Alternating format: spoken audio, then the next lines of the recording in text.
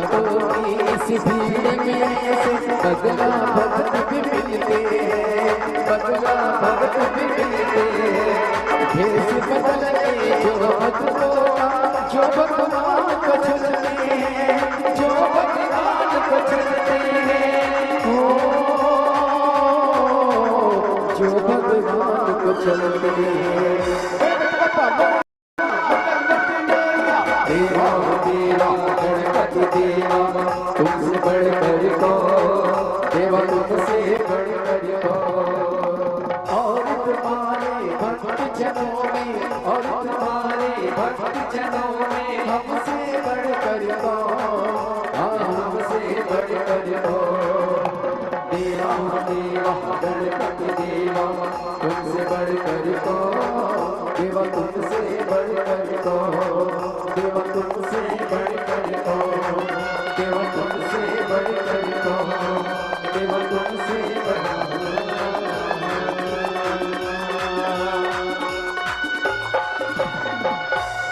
बोली गणेश भगवान की जय। जय जय श्री राधे। सभी भक्तों को हर हर महादेव सदा जैसे की था श्री शिवाय नमस्तोभ्यम। साथ ही बच्चों सुंदर श्री से महापुराण की अलौकिक दिव्य कथा हम सभी पूज्य गुरुदेव के सानिध्य में श्रवण करेंगे। निश्चित ही ये हम सभी का सौभाग्य है, बाबा भोलेनाथ की कृपा से हम सभी को आस्था चैनल के माध्यम से, यूट्यूब फेसबुक के माध्यम से, भिलाई छत्तीसगढ़ की पावन धारा से सुंदर अलौकिक दिव्य कथा श्रवण करने का तो अवसर श्रावण के सुंदर महीने में, पावन महीने में प्राप्त हुआ है।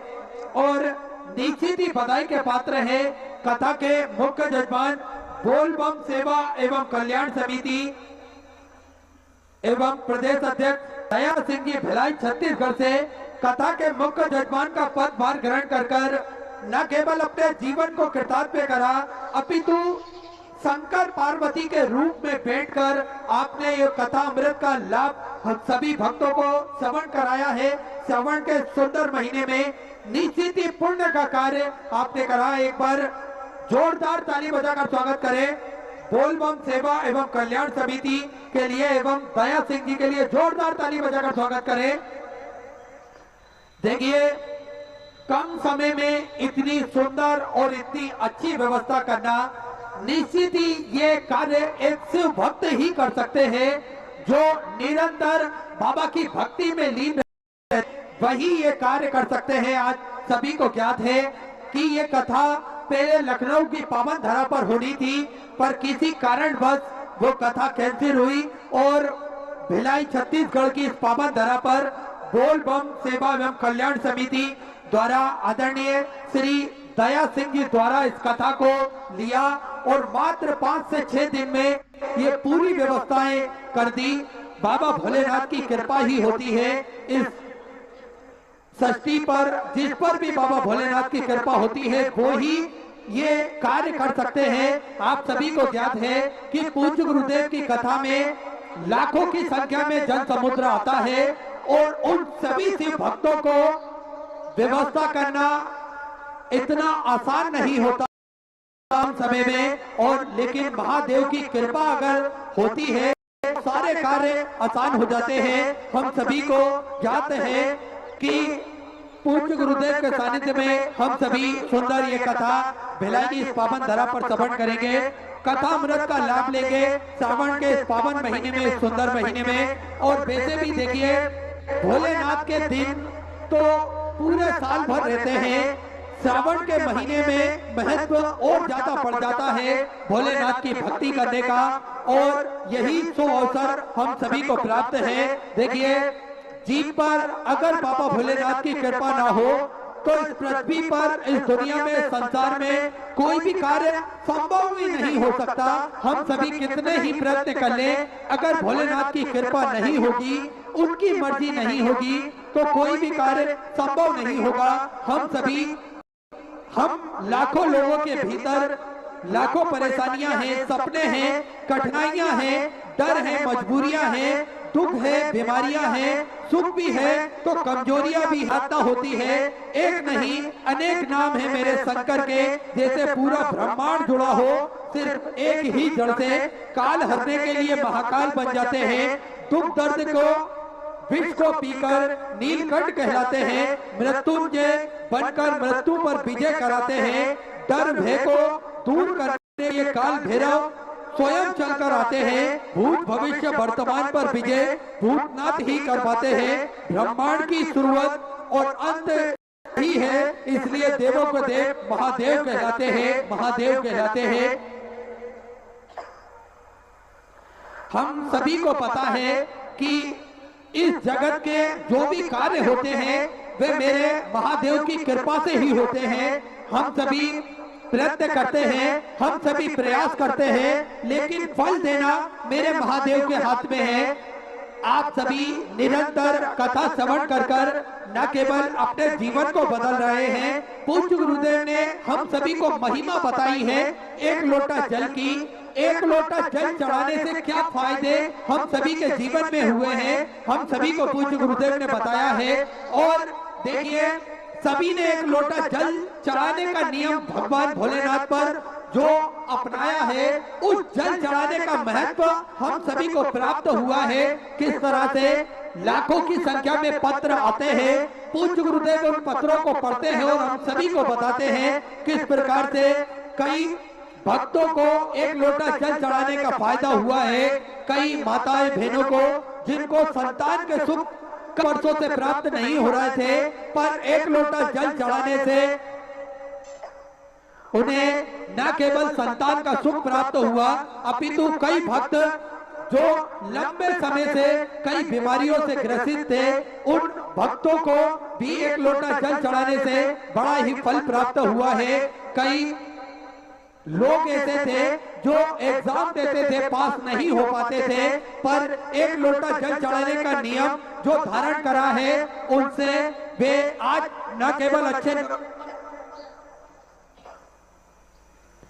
अच्छे नंबरों से पास हो रहे हैं, अपितु हम देखते हैं आज भक्त एक लोटा जल चढ़ाने के साथ में न केवल देखते हैं किस प्रकार से सभी भक्तों की सर्विस भी अच्छी जगह लग रही है और किस प्रकार से मेरे महादेव ने उन सभी भक्तों का हाथ पकड़ा है, किस प्रकार से सभी भक्तों की प्रार्थना मेरे देवाधिदेव महादेव ने सुनी है, किस प्रकार से उन सभी भक्तों पर मेरे महादेव की कृपा हुई है।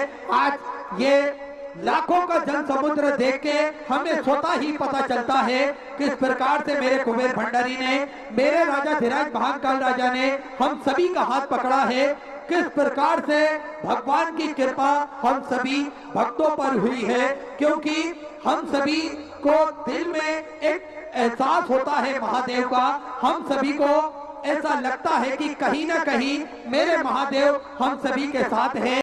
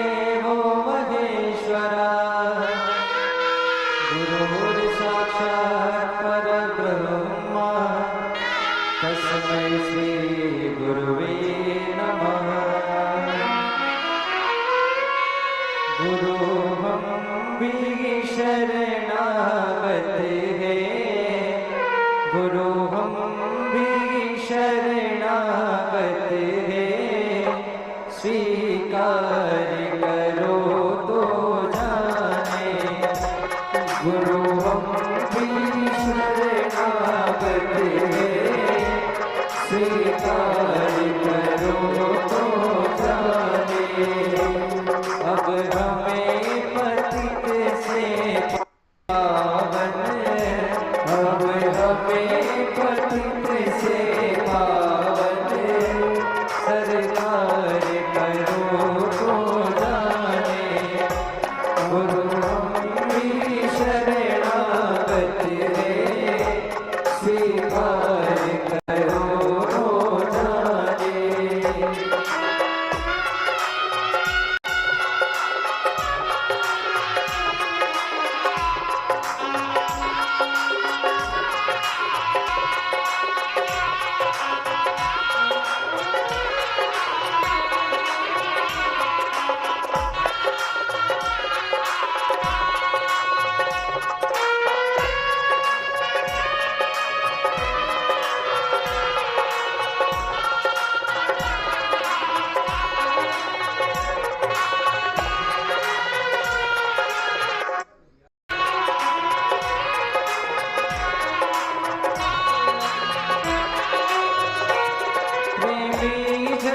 तुमको जाने, तुम भक्ति भाव वश आते, प्रेमी जन तुमको जाते, तुम भक्ति भाव वश आते, तुम भक्ति भाव वश आते, तुम भक्ति भाव वश आते।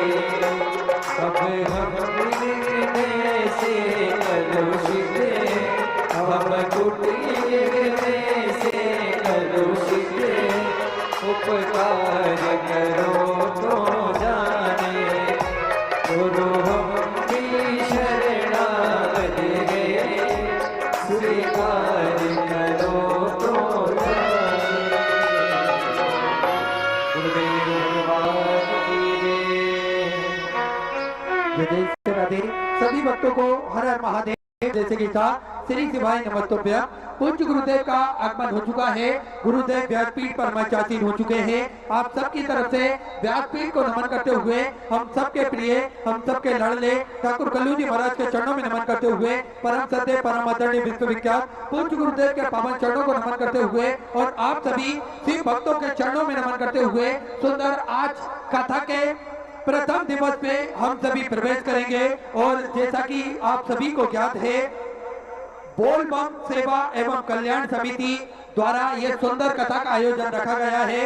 प्रदेश अध्यक्ष श्री दया सिंह जी भिलाई छत्तीसगढ़ से, जिन्होंने ये सुंदर कथा का आयोजन मात्र 5 से 6 दिन में इस कथा का आयोजन रखकर हम सभी भक्तों को श्रवण के सुंदर महीने में कथा श्रवण कराने का जो पुण्य हम सभी को प्राप्त होना था, उसमें एक बड़ा ही सुंदर कार्य आदरणीय श्री दया सिंह जी ने करा। एक बार जोरदार ताली बजाकर स्वागत करें।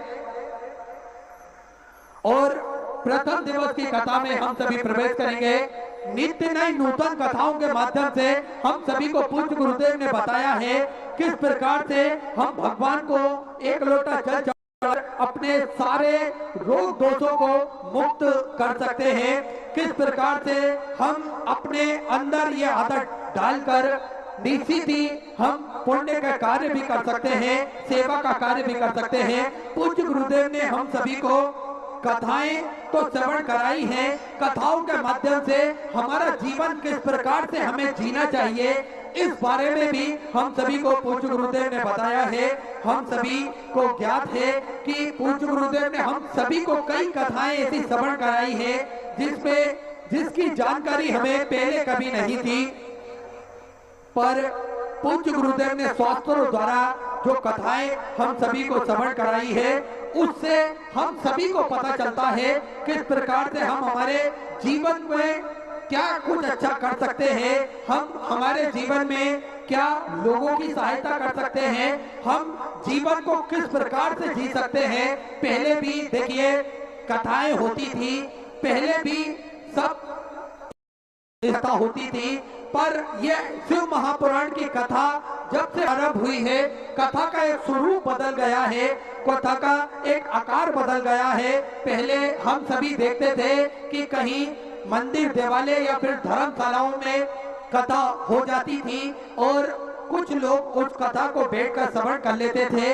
पर अब कोरोना काल महामारी के बाद में शिव महापुराण की कथा जब से प्रारंभ हुई है, इसके बाद में ये लाखों का जन समुद्र हम सभी को देखने को मिलता है।